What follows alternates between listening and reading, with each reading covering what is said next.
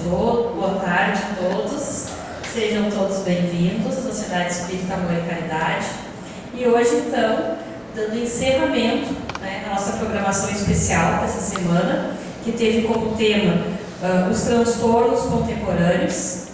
Nós agradecemos a presença de vocês e quem vai conversar conosco é a nossa amiga Denise Andrioli, que provavelmente todos já conhecem, ela é colaboradora aqui da casa e acadêmica em psicologia. Então hoje ela vai encerrar a nossa programação especial e o tema de hoje é a ansiedade e conflitos existenciais. Denise, com a palavra então. Me parece um pouco alto, né? Não? Tá bom, João? Então, boa tarde a todos. Viemos então com a tarefa de um pouco mais formal, eu diria. Nós sempre estudamos os temas que nos são encomendados, né? Mas de uma forma especial hoje nós vamos fazer uma apresentação, tentar fazer uma coisa um pouco mais técnica, devido à importância do tema, né?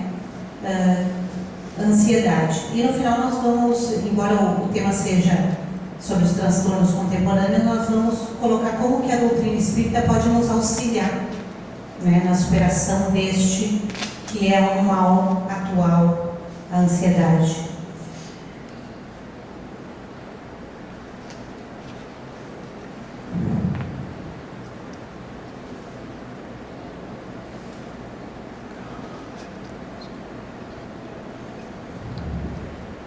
Espero que esteja mais ou menos, porque o que fiz eu ainda não domino muito a técnica, né?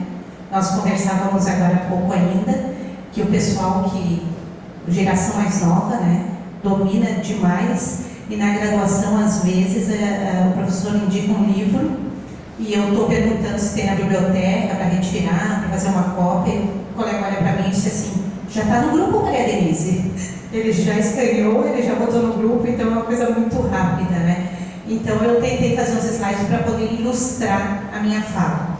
Nós vamos falar então de ansiedade e como ela reflete e como ela tem origem ao mesmo tempo nos nossos conflitos existenciais.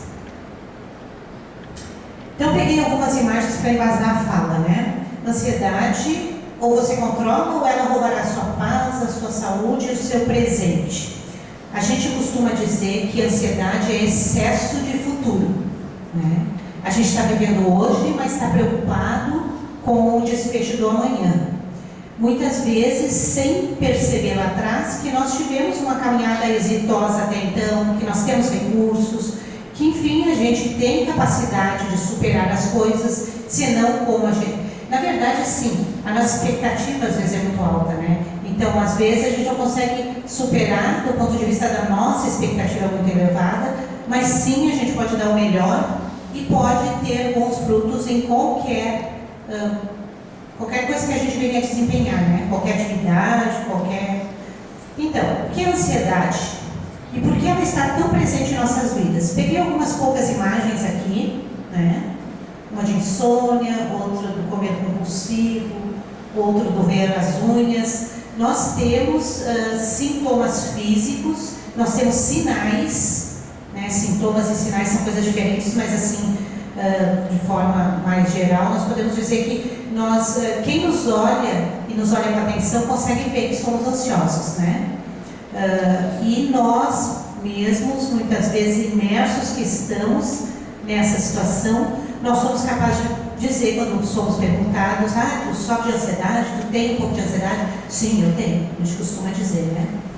Aqui eu faço um parêntese dizendo que ansiedade ou qualquer outro sentimento, qualquer outra emoção que nós venhamos a ter, ela pode ser perfeitamente normal, desde que ela esteja num nível razoável, que a gente consiga controlar e não ela nos controlar, né? Então, a ansiedade não é ruim, ela vai ser patológica, ela vai ser doença. Opa, o que houve aqui? Não passou. Tecnologia.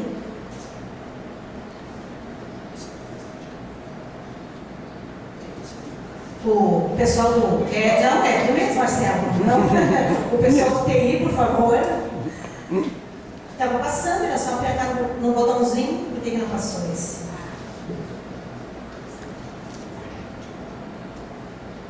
Tá. Vai na certa. Mas eu fui na certa e ela não foi. Tá bom, legal.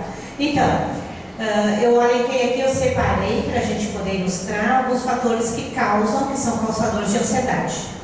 A competitividade da vida moderna. Desde que a gente está na escola, na pré-escola, nós somos de alguma forma alimentados com este valor de que é preciso vencer, que é preciso ser melhor, que senão não é estrelinha. Então nós vamos aos poucos criando essa cultura de que é preciso competir. Quando nós começarmos a ensinar as nossas crianças, né, a ser cooperativos e não competitivos, talvez nós tenhamos uma sociedade um pouco diferente. A competitividade em todas as áreas faz com que a gente exija de nós, às vezes, coisas que a gente não está pronto, não que a gente não possa dar, mas que a gente não está pronto, né? As pressões sociais de toda ordem, seja nós poucos que temos coragem de deixar o cabelo ao natural, às vezes sofremos o olhar discriminatório dos outros que pintam, porque acham que sim, tem que pintar o cabelo, né? A cultura do corpo perfeito, da família ideal, de todas essas coisas, essas pressões sociais nos oprimem e nos deixam ansiosos na medida que a gente não consegue dar conta de todas elas mesmo. As frustrações profissionais e afetivas. Quem é que não sabe que nós estamos numa crise moral, mas também uma crise financeira? O país está num momento de uma certa recessão. Quantas são as empresas em Osório que mantêm a porta aberta com o lucro adequado, né? Então, existe muita chance da gente perder emprego ou não receber tudo aquilo que a gente gostaria ou merecia. As frustrações afetivas, quando a gente deposita no outro a nossa vontade, o nosso desejo de ser feliz e fica frustrado com isso também. A inevitável partida de parentes e as consequências disso. E aqui eu lembro de minha própria história, que minha mãe, ela tinha uma estrutura e um salário que bancava essa estrutura, e no dia seguinte de sua morte ela ainda tinha toda a estrutura e eu já não tinha aquele recurso para manter. E por 2 anos eu esperei o que pude para tentar, porque também eu não estava aqui, por mais de 20 anos eu passei na frente, não entrei no portão, né? Só no momento certo é que a gente enxerga as coisas. E eu me lembro que por 2 anos eu me esforcei infinitamente para manter o patrimônio, porque eu tinha também aquela cultura de que não podia botar fora, né? Como se isso fosse uma verdade, não era. As consequências da partida de alguém, as consequências afetivas, as consequências financeiras, isso causa ansiedade na gente. O medo da violência eu coloquei também, mas muitas vezes a gente não pode ser ingênuo, existe violência sim, mas muitas vezes é meio paranoico assim, né? Outro dia eu vim a pé da faculdade até em casa, que é uma quadra daqui, e eu vim meio que cuidando, porque o pessoal fala que é perigoso de noite, né? A gente andar na rua, e eu lembro que eu vim cuidando, e daqui a pouco passou um menino, mas passou assim, rente a mim, disse: oi tia, um conhecido, mas quando ele disse oi tia, a perna amoleceu, porque a gente tem uma certa paranoia da violência, o medo, né? Claro que existe, mas por favor. Então, todos nós, eu, vocês, qualquer um de nós, em maior ou menor grau, estamos sujeitos à ansiedade. Faz parte, né, dessa expectativa saudável. Eu tenho expectativa de estar aqui e de que vocês entendam o que eu estou dizendo. Isso me deixa um pouco ansiosa, será que entendem ou não? E a nossa percepção, muitas vezes, cria isso em nós, a gente vai falar um pouco mais adiante. Os fatos, e eu conversava com a Luciane, os fatos são os fatos. A nossa percepção dos fatos é que às vezes causa dano em nós. E eu lembro de uma vez que um colega estava sentado lá no auditório ali em cima, na última fila, e eu falando, no início ainda, quando eu comecei a fazer a palestra, e a gente fica inseguro ainda hoje, mas na época um pouco mais, e ele lá no fundo fazia assim, mexia a cabeça, né, a testa franzida, e eu digo: pai, estou dizendo bobagem, será que não está claro? Será que... No final eu fui lá e disse, daí amigo, o que é que não estava legal? Ele, não, estava muito bom, eu gostei, estava claro, estava bom. Então, mas tu fazia uma careta, não, aqui de longe eu não enxergo, ele disse. Ele estava tentando fazer o foco dos olhos ali, né? Mas a minha ansiedade e o meu desejo de ser valorizada na minha condição, né, criou um fantasma ali de que ele não estava gostando. Então a vida se apresenta assim em todas as dimensões para a gente. Quando nós temos então essa ansiedade que pode ser normal e ela pode ser excessiva, alguns preferem enfrentá-la, buscar apoio, ler sobre, enfim, enfrentar. Puxa, o que é que está acontecendo comigo? Eu não era assim, o que é que está acontecendo? Que insegurança é essa? Não me reconheço, enfim. Outros preferem medicá-la. E hoje a gente tem um grande número de pessoas que vivem à base de medicação, de substância, que a deixa acordada e desperta, e à noite ela toma uma outra bateria de medicação, que a deixa então mais relaxada para o descanso noturno, e ela toma alguma medicação para ficar atenta, alguma outra, enfim, e perde-se de si mesmo, vira um carretel, né, de medicação uma atrás da outra, com efeitos colaterais nocivos para a sua saúde. E algumas outras pessoas procuram evitá-la. Quando eu coloquei essa palavra, depois eu pensei, como assim evitar a ansiedade? Tem duas maneiras. Uma é não deixar que ela se instale, eu evito que ela se instale. E outra eu evito de enfrentá-la. É duas perspectivas da mesma coisa, assim, que há de se pensar. Mas certamente todos nós teremos problemas quando a ansiedade se instalar em nossa vida. Aqui eu peguei da internet, né, uma imagem que ilustra um pouco. E que lá em cima tem uma frasinha que diz assim: algumas vezes os problemas nos encontram. É da vida, faz parte da caminhada. Outras vezes nós os criamos, nós criamos o problema para nós mesmos. Aí nós vamos explicar um pouquinho, tentar explicar a metodologia que isso acontece, né?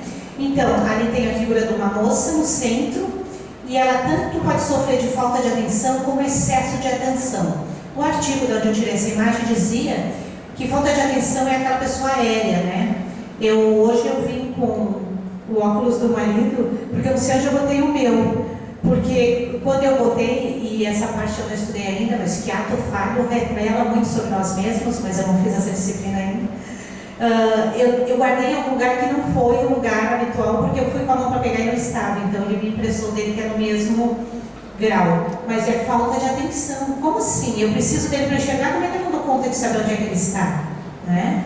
Eu não estou presente no momento que eu largo ele. Excesso de atenção, como assim? É foco excessivo. No outro slide vai mostrar que muitas vezes a gente tem uma monoideia. Na doutrina espírita a gente aprende sobre isso, né? E isso muitas vezes vira obsessão. Monoideia é quando tu pensa só naquilo, tu abstrai todo o resto, e aquilo cresce muitas vezes, te prende naquele momento e tu não consegue avançar. Prejuízo das funções cognitivas, tu não entende as coisas, tu passa a não entender, a interpretar mal, né? Dificuldade no processamento das informações. Às vezes a pessoa está falando e tu não consegue relacionar o que realmente ela está dizendo. Então são sintomas, né, de que a gente precisa acender uma luzinha. Puxa vida, eu não estou tranquila, eu não estou serena, eu preciso dar conta disso. O que será que está acontecendo? Aqui eu botei também no slide só para dizer que a psicologia e a psiquiatria consideram a ansiedade uma doença quando ela estiver presente na maior parte do tempo, quase todos os dias, causando sofrimento e prejuízo significativo nos relacionamentos, no trabalho, no estudo. Né? Essa ansiedade de que, será que hoje de noite eu vou sair e eu vou lá com a turma comer uma pizza e vai ser legal? Ansiedade saudável, da expectativa razoável, né? Que faz a gente produzir um pouco melhor, ter vontade de ir, porque a noite vai ser legal. Agora, quando o tempo inteiro, todos os dias, e eu sofro e tenho um prejuízo que é aquele que a gente viu ali nessas instâncias, aí pode ser que seja patológico e eu preciso então enfrentar. Esse outro aqui vai falar assim, ó: a ansiedade é caracterizada por sentimentos de preocupação, desconforto, medos que persistem e são fortes o bastante para interferir no dia a dia. Então, ali estão elencados alguns sintomas que todos nós temos em algum nível, mas quando esse nível está maior, é preciso prestar atenção. Insônia, pensar em demasia, está lá em cima, que é aquela atenção excessiva, palpitações, compulsão por comida, falar em demasia, compulsão por compras, medo, dores de estômago, ataques de pânico, preocupações constantes, excesso de suor, dificuldade de respirar, dificuldade de concentração, falta de paciência, dores de cabeça, problemas de memória, mudança de humor. Quem de nós não tem às vezes isso? Né? Agora, quando é isso 3 vezes por dia, todos os dias, opa, aí é preciso ver o que é que está acontecendo. Então, se diagnosticado um transtorno de ansiedade em um grau importante, há necessidade de tratamento clínico, é preciso tratar. Quando a gente tem um problema no osso, né, quebrei, desloquei, a gente não vai no ortopedista ou a gente espera colar torto? A gente vai lá para consertar, né? Quando a gente tem um problema de refluxo, a gente vai viver com isso porque apareceu e... Não! Eu tenho desde sempre. Não, a gente vai no gasto, a gente vai no médico especialista que vai dar conta de ver do que se trata. Também aí, quando a gente tem dificuldades, é preciso fazer um tratamento clínico, né, para que o indivíduo volte a ter funcionalidade, que ele possa transitar nos espaços com segurança, com aspecto saudável. E tem a qualidade de vida, porque acaba que todos aqueles sintomas vão adoecendo severamente a gente. Porque assim como o refluxo pode causar um problema mais sério, a gripe mal curada não pode causar pneumonia, também uma ansiedade pode virar um ataque de ansiedade, pode virar um ataque de pânico, pode realmente comprometer muito a vida do indivíduo. Para isso nós temos recursos, terapias, são diversas técnicas, diversas linhas, diversos bons profissionais, né? E hoje a gente está quebrando um pouco com esse paradigma de que psicologia, psiquiatria ou qualquer problema emocional, ele é sintoma de que a gente vai ficar louco, de que isso é um desajuste. Não, faz parte da trajetória da gente por conta de ter que aguentar tudo. A gente não consegue ser forte o tempo inteiro. É preciso ter um pouco de humildade, saber reconhecer quando necessita de ajuda. Se for subclínico é assim, eu apresento alguns sintomas, mas isso não está interferindo na minha vida. Eu lembro de um dia que nós falávamos lá no núcleo, doutora Simone, filha do doutor Leonardo, foi fazer uma palestra lá, e nós tínhamos um colega na plateia, e ela falava da importância de fazer os exames depois de uma idade, de pressão, de glicose, de colesterol, enfim, daquele universo dela.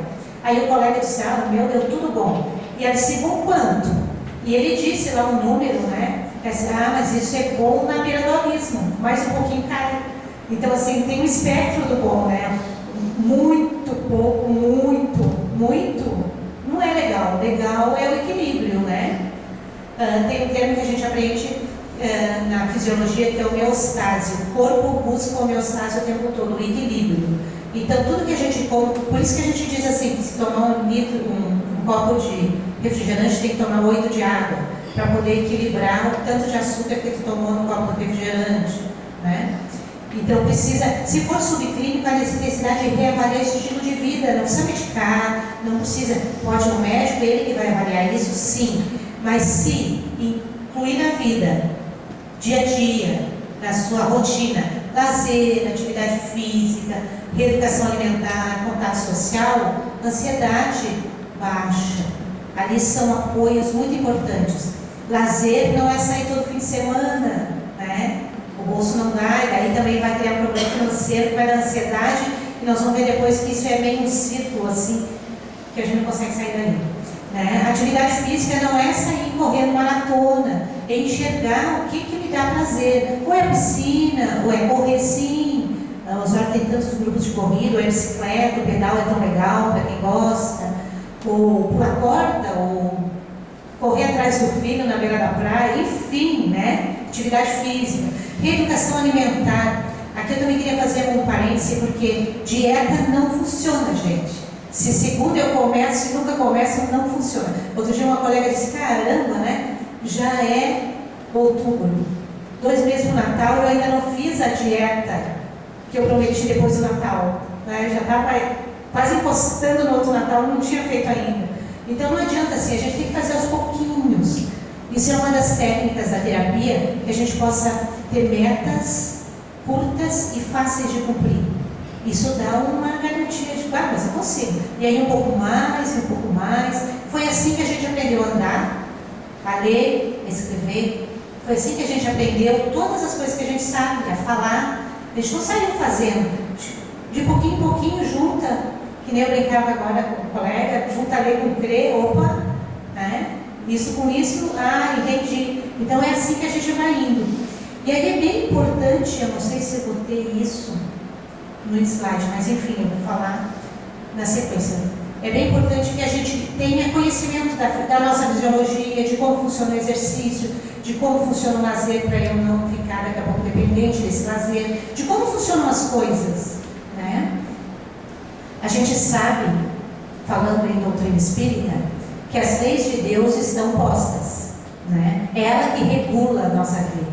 Não é propriamente Deus que pune, que absolve, que perdoa.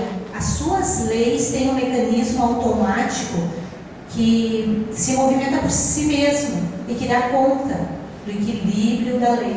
Então é preciso que a gente conheça como as coisas funcionam. E aí quando a gente fala ali, até naquelas atividades que são recreativas, como é que funciona para que a gente possa se inserir da maneira adequada. Aqui é um slide que mostra a cilada na qual todos nós vivemos, né? Isso é de uma vertente da psicologia, existem outros, mas o funcionamento é tudo meio parecido. Aqui é só um exemplo. Ali na bolinha amarela nós temos um evento, está escrito assim ali, começo a pensar na minha dissertação, na minha prova, enfim, no que eu tenho que fazer e pensar por que eu ainda não fiz. Eu fico com aquela ideia matutando. Como assim, né? O semestre está terminando, daqui a 2 anos eu tenho que fazer um TCC, o que eu vou fazer mesmo? Eu já tenho que começar a pensar. Aí nisso vem um pensamento automático que a gente não pensa ele está posto, porque ele vem da origem das nossas experiências, sejam dessa vida, sejam de vidas anteriores. Esse pensamento automático, nesse exemplo, vai dizer assim, não, eu nunca vou conseguir. Se eu não fiz até hoje, é tão difícil. As pessoas dizem que é difícil, eu não vou conseguir. Com isso eu acabo que jogo contra mim mesmo, né? Fogo amigo, a gente diz, né? Aí com isso eu crio emoções em mim, eu fico tenso, ansioso, frustrado, com raiva de mim mesmo. Então, um pensamento que podia ser saudável vira um pensamento negativo, que vira uma emoção e que me encharca.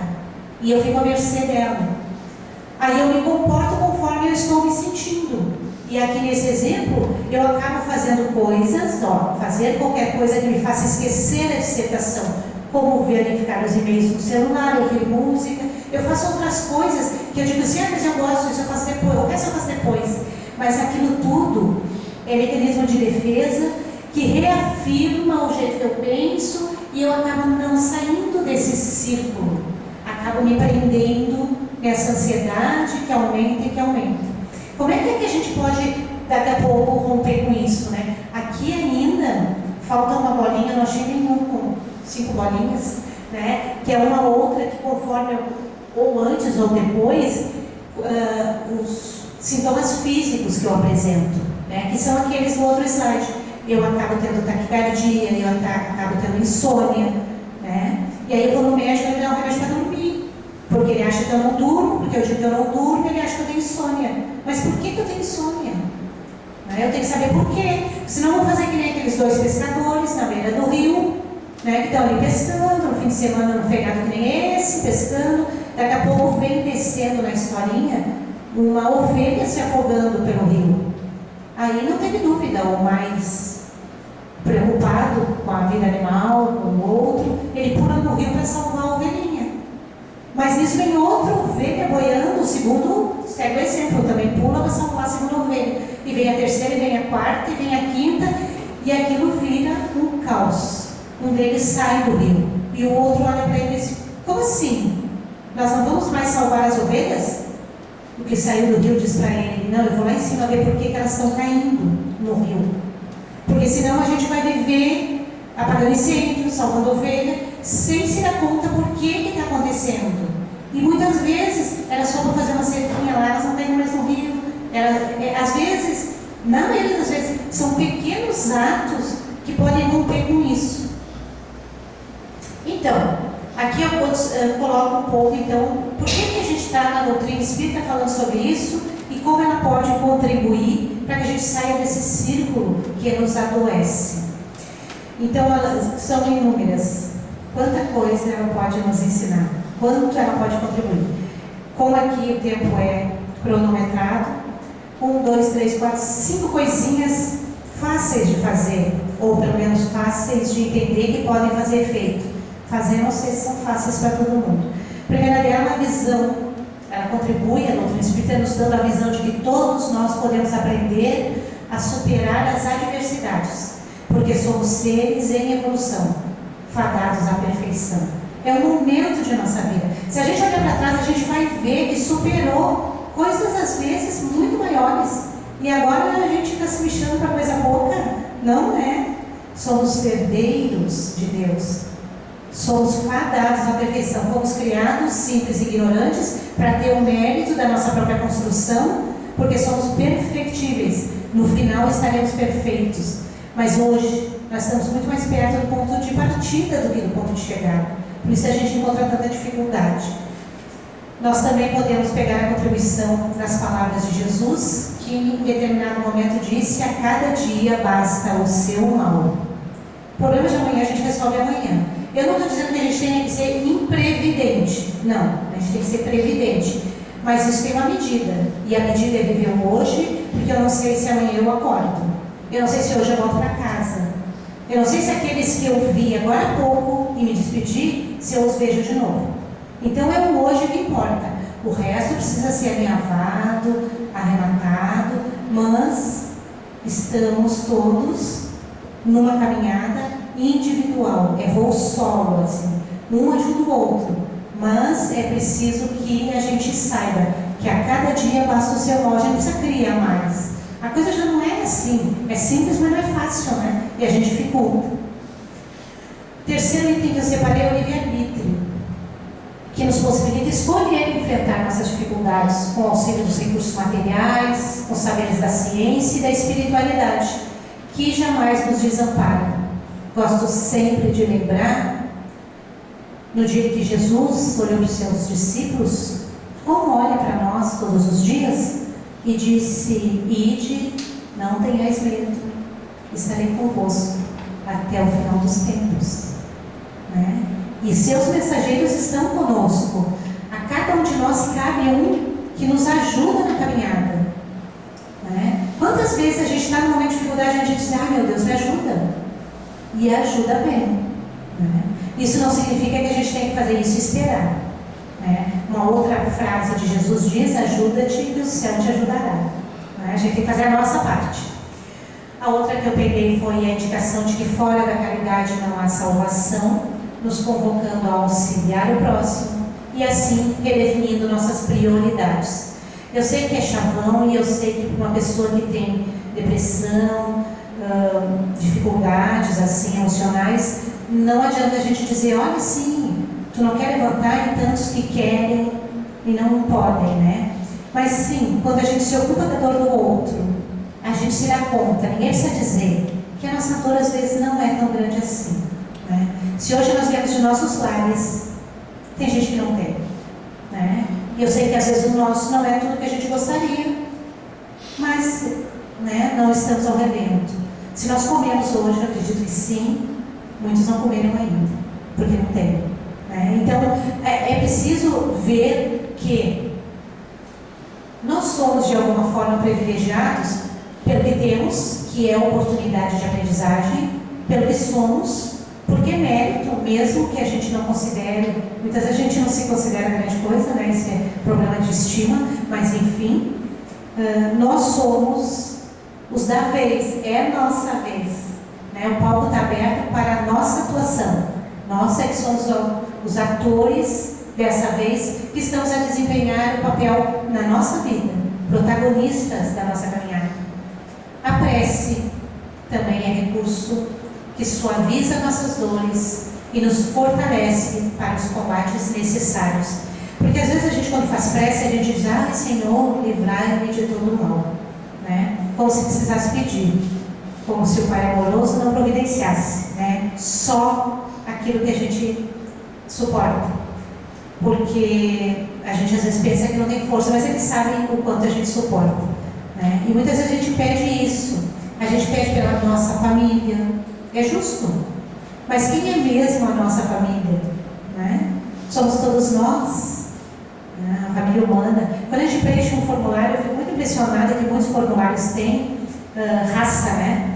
E eu sei hoje, porque eu fui atrás, porque eu achava meio nada a ver o formulário lá, né? Ter raça, mora no Osório, no país Brasil, tá? Raça, né? Como assim raça? Nós não somos todos a raça humana? Um dia eu perguntei. Aí a moça me explicou com muita propriedade e gentileza que existem todo eles catalogam isso, eles juntam esses dados para embasar políticas públicas, e isso é justo também, né? Então tudo tem o quê? Às vezes a gente aqui não sabe por quê, né? Contribuições da doutrina espírita, 3 imagens para a gente pensar: autoconhecimento, autoiluminação e conhecimento das verdades eternas. E quando eu digo verdades eternas, a gente aprende aqui que a doutrina espírita não é o único caminho da salvação, como algumas dizem, né? Salvação é por aqui. Não. Quando eu coloquei conhecimento das verdades eternas, eu lembrei de novo do Mestre Jesus que dizia: conhece a verdade e ela vos libertará. Ela não está nos templos, nem nos salões de palestra espírita. Ela está em nossos corações e aqui representada por tudo que a humanidade já produziu de conhecimento, né?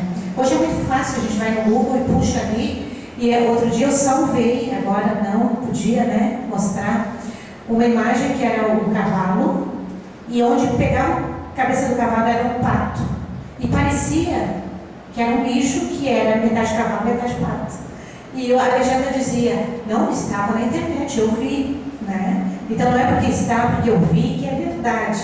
É preciso ter autoconhecimento, ter noção do que pode ser verdade no sentido real da palavra verdade, né? Não a minha verdade conveniente ou a verdade daquela crença ou daquele governo. Não, o que está acima de tudo, o que está acima de todos como verdade, né? Que a caminhada da humanidade não derrubou. Autoconhecimento. Todas as 3 imagens trazem a luz interior, né? A luz que representa, acredito, ali quis fazer representar a força e a luz que todos nós temos. Eu encerro aqui, mas eu tenho carregado comigo, que eu ganhei de uma colega, esse livro, e aí hoje cabia, né? Superando a Ansiedade, de Eulália Bueno. Este livro traz, eu não contei, mas são páginas, 220 páginas, e muito provavelmente mais de 100 mensagens de como se supera a ansiedade.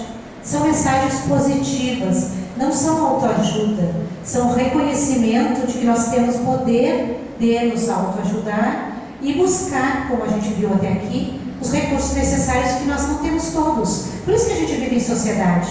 Imagina se meu colega Marcelo não estivesse sentado aqui e eu ia ter que recorrer a saber a quem,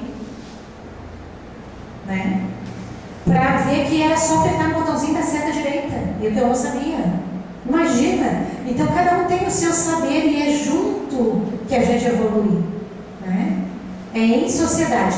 Então essas 200 páginas eu tenho ainda uns minutinhos. Não, 15 eu vou judiar deles, mas eu peguei assim, nessas 200 páginas, 4, 5 frases para a gente pensar junto. A primeira diz assim, o nome da mensagem é a bênção do recomeço. para a nossa reflexão, né? Peguei 2 frases. Não percebes que és portador de sublime oportunidade da reencarnação e os sofrimentos vivenciados, tanto quanto os obstáculos que surgem, nada mais são do que benditas oportunidades a oferecer lições imorredoras, indispensáveis ao teu enriquecimento espiritual. Tudo é lição.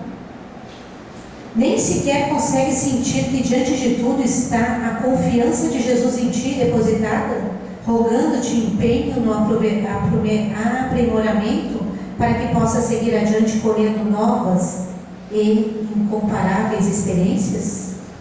Noutra mensagem que diz agradece sempre, Eulália fala, mesmo que os dias te pareçam tumultuados, agradece sempre. Aceita que não há criatura que tem condição de avaliar as tuas reais necessidades e que, mergulhadas no campo biológico, permanecem esquecidas das verdadeiras condições, ansiando por coisas absolutamente desnecessárias. Aí aqui eu também quero fazer um parêntese, né? Porque muitas vezes a gente quer uma coisa e não dá certo, não rola. A gente pede, a gente suplica, não vem. E aí outro dia um colega me disse, é verdade, quantas dessas vezes não é livramento, não é porque se fosse como a gente queria, talvez fosse bem pior, né? Observa a vida com infinita gratidão a Deus e oferece a ela o melhor de ti. Nunca te esqueça que recursos infindáveis foram movidos para te garantir o dom de viver. Não sofras em demasia por aquilo que te contraria os anseios, pois muitas vezes esses obstáculos são os testes de aprimoramento indispensáveis para a tua evolução. Este outro também encerra quase como uma historinha. O nome da mensagem é Não Basta Viver. Recorda que a vida é bênção incomparável, constantemente desperdiçada, como fez aquele pescador desiludido e distraído que brincava à beira do rio. Quantas vezes somos nós, distraídos a brincar à beira da vida, do caminho, né? Ante a frustração da pesca, atirava pequenas pedras a esmo nas águas agitadas do rio, enviando com cada uma fatias da sua insatisfação, até que de posse da última, ele olhou ela, descobriu que era a última de um punhado de diamantes, que por alguns momentos ele detivera nas mãos, mas que já não tinha mais condições de recuperar. O tesouro ele havia tirado no rio. Assim fazes muitas vezes com os dias da tua existência. São atirados sem nenhuma atenção na correnteza da vida, e não lhes percebes o incalculável valor, até que se esgotem, um a um. Nós sempre trazemos reflexões, algumas às vezes amargas, às vezes pesadas, eu sei, mas a gente sempre gosta de encerrar com uma coisa positiva, de bom ânimo, e essa última mensagem, ela vem com o nome Tua Paz. Teu mundo íntimo é um imenso cosmos, onde pulsa intensamente a vida. Respeita.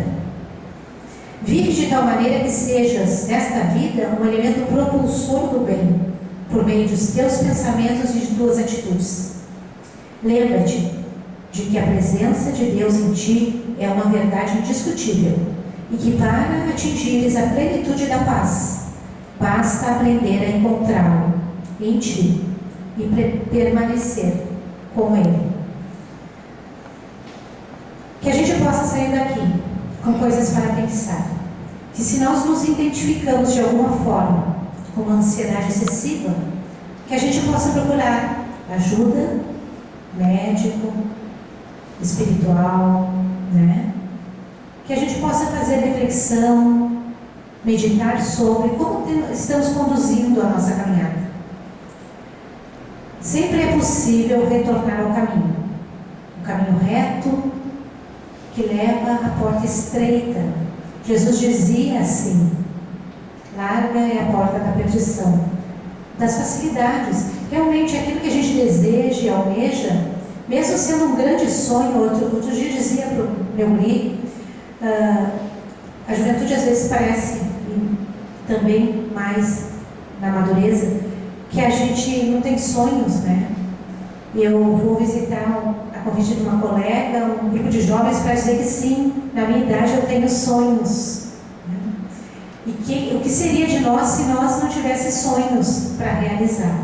Para que lado nós íamos focar os nossos esforços? Por isso a gente vê tanta gente desnorteada, sem norte.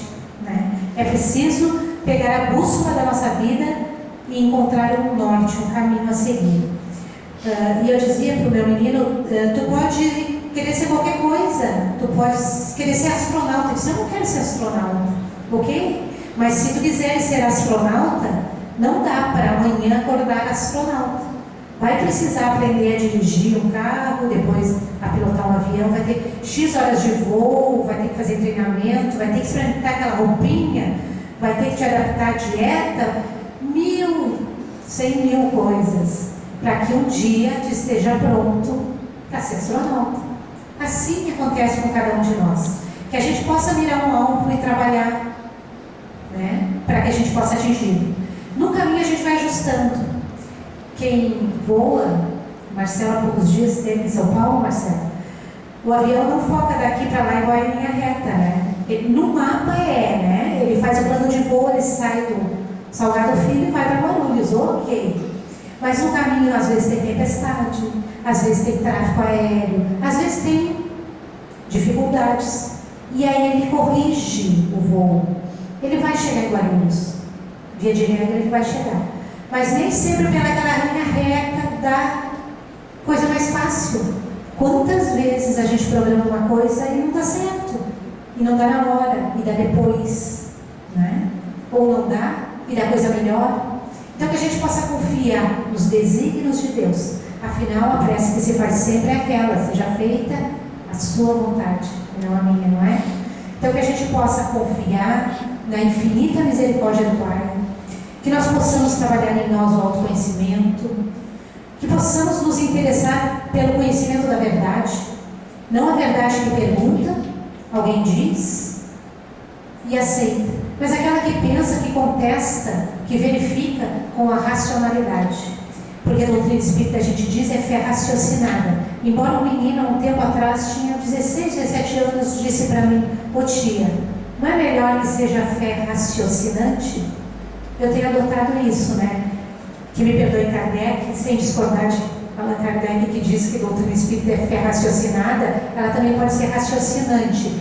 Todo dia eu raciocino sobre e avanço. Avanço porque depois que a mente da gente abre, ela nunca mais volta para o tamanho original. Depois que a fé está convicta, nada mais nos abala. Depois que a gente está realmente a caminho, existe a certeza da chegada. Que possamos então retornar em segurança aos nossos lares e levar daqui um pouco de informação e o meu desejo para cada um de muita paz. Muito obrigada.